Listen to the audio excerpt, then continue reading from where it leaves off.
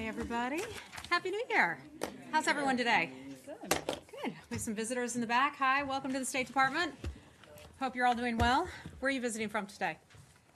I'm from UVA. I'm a virtual intern. Oh, great. Yes. Well, welcome. Thank you. Virtual A interns. virtual intern. I didn't know we had those things. That means you can wear your pajamas and drink beer and work at the same time. Yes. Okay. Well, welcome. Glad to have you. Happy 2018, everyone. Great to be back here with you again. Looking forward to working with you for another year. The United States, and this is what we'd like to start out with today would like to congratulate the people of Liberia and the President-elect Weha on the peaceful, well-executed final round of voting on December the 26th. Many people around the world know that the President-elect is one of Africa's most talented soccer stars, and we want to wish him much success in this new role, just as much success as he had during his playing days. We also would like to thank Vice President Joseph Boakai for his positive campaign and for his years of honorable service to Liberia. This election represents a milestone in Liberia's democracy. It marks the first peaceful transition from one democratically elected leader to another in over 70 years and further solidifies democratic trend in West Africa. The National Elections Commission managed an orderly, transparent elections process, while Liberia's political parties, security forces, civil society organizations played a critical role in ensuring a peaceful, fair, and credible contest. We remain committed to our long-standing partnership with Liberia and look forward to working with the President-elect to advance our mutual interests in expanding trade and economic growth, ensuring continued security, including combating terrorism, and promoting global health security. I know you have a lot of questions, so let's get started. Hi, Matt. Right. Hello. Happy New Year. Happy New Year. Thank you. Let's start with Iran. Okay. The ambassador of the United Nations just gave a press conference at which she said that the U.S. is calling for a emergency meeting of the Security Council on the situation in Iran. Can you explain exactly why? What would you like the Security Council to do or to say about the situation in Iran? Well, I think that many nations around the world are watching what is happening in Iran and watching it very closely. The United States is, certainly our allies and partners are France, Germany, the UK. You've heard a lot from them in recent days expressing their concerns, just like we've expressed our concerns about a crackdown on human rights. We are keeping an eye closely on that. That includes arresting people for peacefully protesting. So that is an area of major concern of ours, and I think that that is a concern of the United Nations. I don't want to get ahead of what might happen at the United Nations and what Ambassador Haley and her counterparts will be calling for, but I think it's an issue that the world shares a concern about, and that is the ability for people to be able to speak openly and freely without fear of imprisonment. In addition to that, the government had claimed that the JCPOA was basically the elixir, the fix for its economic problems. We have not seen that fix made. We have seen the economy stagnant there. In some situations, for some families, it has become worse than it was before. Many people there will complain that their paychecks have not been made, that they've not gotten a paycheck, that their paychecks are late, all of that. So people have a right to be concerned about the government's treatment of its citizenry, and so they're speaking out, and they're brave in doing so. Okay, well then, never mind about the UN. If you want to leave that to them as to what actually the Security Council will do. What is this administration in Washington? What is this administration doing? Well, I think we're watching the situation very closely. We are expressing our support, as we have many occasions before, for the Iranian people, understanding that it is brave, that they are courageous in speaking out publicly and forcefully. And these are folks who are, the working class. You're seeing this in many towns across the country, people going out at their own risk, at their own peril, speaking out about their concerns. And as Americans, we can all support the right of a freedom of expression, something we support, and we are watching them do just that. We're talking with our allies as they express their very same concerns about the situation there. When you say that you're watching it very closely, monitoring it, as everyone knows quite well, the U.S. doesn't have an embassy in Iran, doesn't have any, at least no publicly known presence there. So how exactly are you following the situation? News, social media? Matt, this would go back to how we watch many nations when things are going on, especially when we don't have a presence there. We get our information from a variety of sources.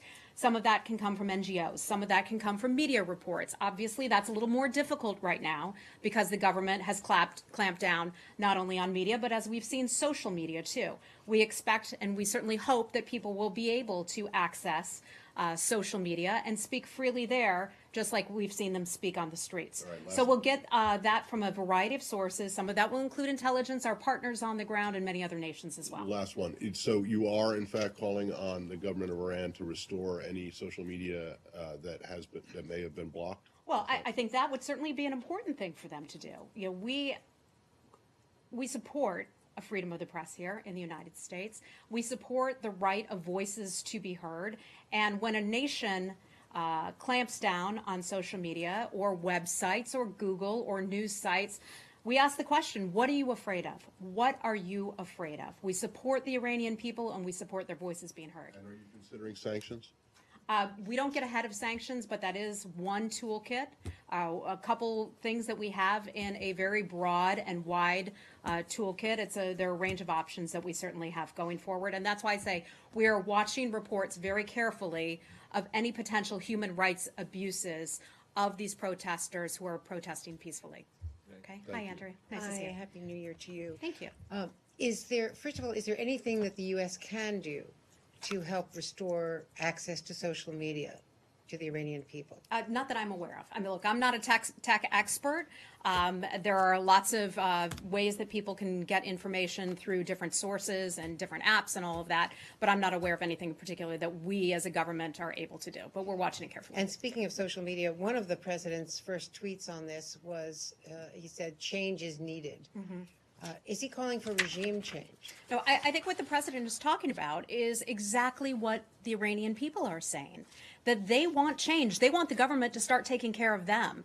We've heard from some of the protesters their concerns about that nation's money being spent on exploits in other countries. Syria, Iran's support for Hezbollah, Iran's support for weapons being sent around the world, as opposed to spending that money on its own people. So I think when the president calls for change, he's calling for the Iranian government to make changes for its own people, and the same thing that the Iranian people are calling for. And is there a risk that some experts are expressing about modulating the tone, in that the president's tweets, if they are too strong in solidarity with the protesters, could backfire, could support the hardliners, could lead to a crackdown? The Iranian regime is always going to come up with reasons to try to claim that other governments are responsible for some of their own problems at home, that other governments are responsible for their own people speaking out. This is not the first time that we've seen the Iranian people speak out about their concerns of their treatment under their regime. We saw that almost 10 years ago. We're seeing it once again. The issue's slightly different, but they remain the same. Okay. So when you say that the U.S. has expressed support for these protesters, what is it that the U.S. wants them to do or accomplish?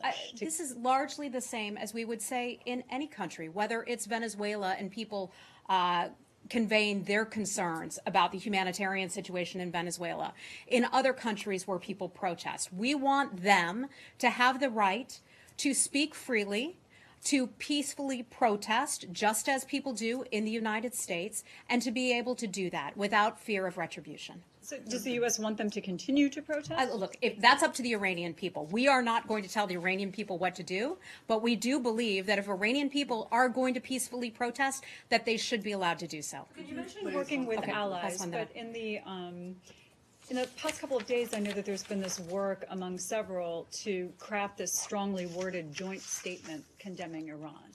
But that hasn't happened yet, and it seems like there are a number of problems. Can you talk about the status of that? And if there can't even be consensus on a strongly worded statement? Michelle, I think you're getting way too far ahead on this one, okay? A lot of people want to see statements. We're having very good conversations with our allies.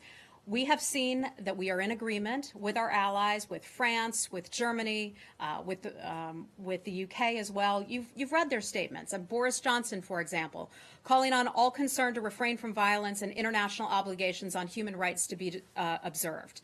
The French foreign minister a number of victims of arrests, a tremendous concern of theirs. The right to protest freely is a fundamental right. Those are the same things that we are calling for. I'm not going to adhere, I don't think the U.S. government and the other governments are going to adhere to any kind of arbitrary timeline for getting something on paper. I have to remind you all, yesterday was a holiday. This is our first day back from a holiday. There is no disagreement where we stand. Okay. Hi, Arshad. Hey, you talked about your concerns about human rights. Are you calling for the Iranian security forces to exercise restraint in their treatment of protesters? Yes, absolutely. I mean, anytime you have people out there who are protesting peacefully, and that's what we've seen. We've seen people holding up signs. We've seen people walking through the streets. That has been the primary kind of protests that we have seen.